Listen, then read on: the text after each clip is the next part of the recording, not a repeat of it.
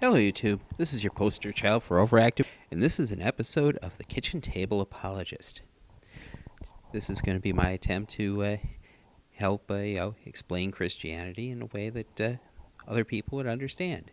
And today I am going to do something that atheists have claimed is impossible. I'm going to be defining God. Now, atheists, when they try to claim that theists define God by what he is not. You get this things, God is immaterial, basically meaning that he's not made of matter. He's intangible. It means he can't be touched. He's invisible. You can't see him. He's immortal. You can't kill him. He's eternal. He can't be bound by time. Even the things that people would consider as positives, positive definitions are still, contingently or negatives in the sense that, he's omnipresent. Basically, that means you can't avoid him. He's omniscient. You can't fool him. He's omnipotent. You can't overpower him. And so, a lot of atheists, when they do this, they try to add one more not to our definitions. Basically, non-existent, as in can't exist.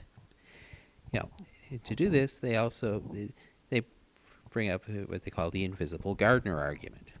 It's basically a little, fable, parable type thing that is created by atheists. It is the idea that, get some explorers. They wander through and come to an area that's, remote area of civilization, or remote area of non-civilization, actually, as it were.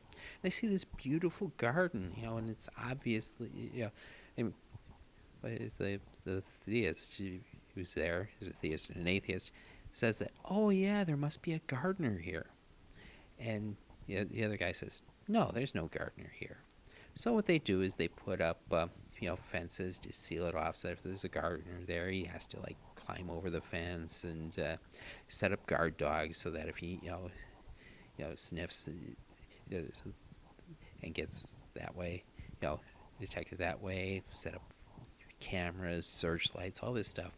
But, they watch this for a while, and no matter what they do to try to find this gardener, they don't see it. And so the one says, the theist supposedly is like, well, maybe he's an invisible, intangible gardener, but he's still there. And then the other guy goes, hey, wait a minute.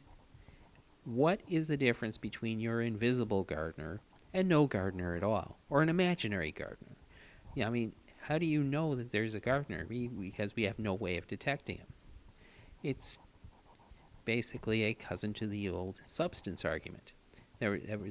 In medieval times, they talked about a lot of things having substance, basically the material world having substance, and that's how it was different from things like emotions and angels and stuff like that didn't have this substance. And it was so people started challenging it on the things of, well, how do you define this substance? What is it? And since people couldn't really come up with a good definition that excluded what needed to be excluded and included what needed to be included, it was well, if you can't define it, how can it exist? So this is part of the reason that I'm actually doing something that the atheists claim is impossible. I'm going to actually define God. Here's my definition.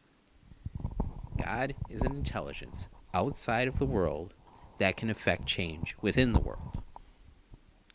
Now, unlike most people, unlike some people, there's only one God that I care about falling under this definition.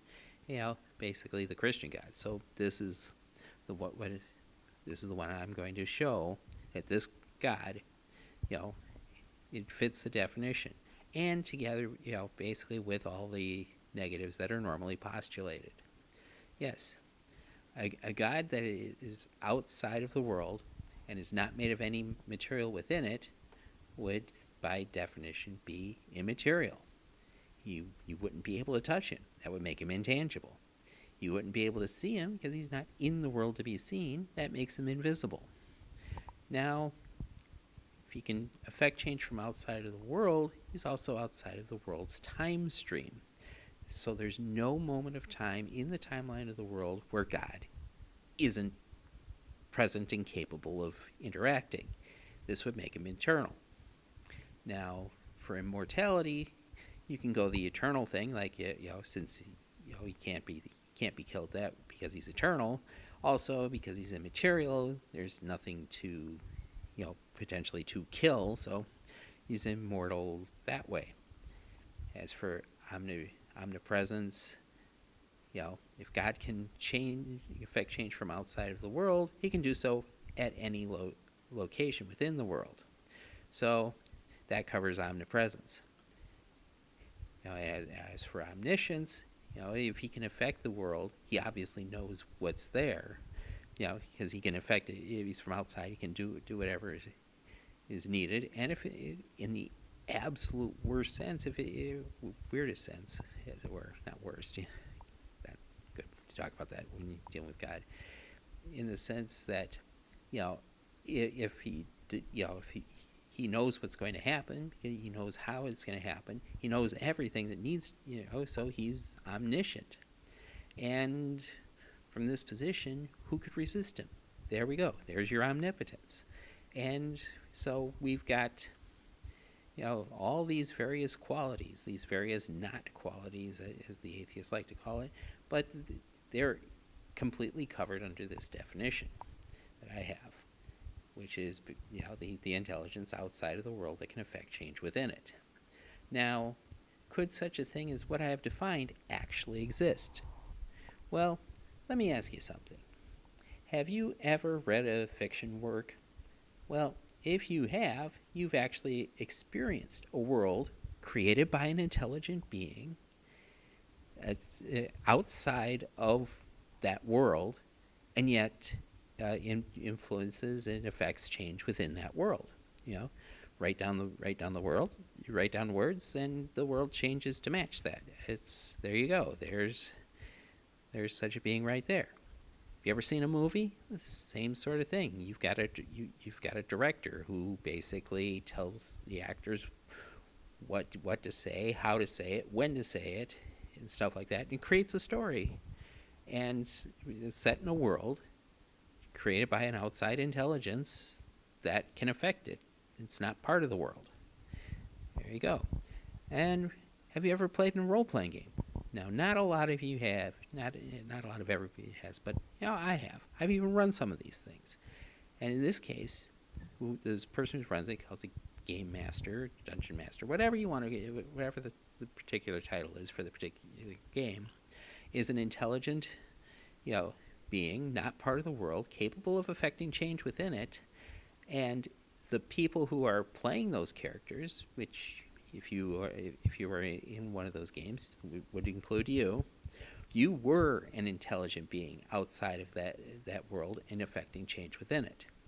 So, by this thing, such beings can and do already exist. Now, does this actually prove that such a being created this world? Well, not directly. But I want to leave you with this one thought. When we look at every other world, such as the ones above, and every other world that you can actually think of that is not this one, they were all created by an intelligence outside of it that affected change within it. At least one, maybe more. Why can we not conclude the same about this world right here? So, enjoy.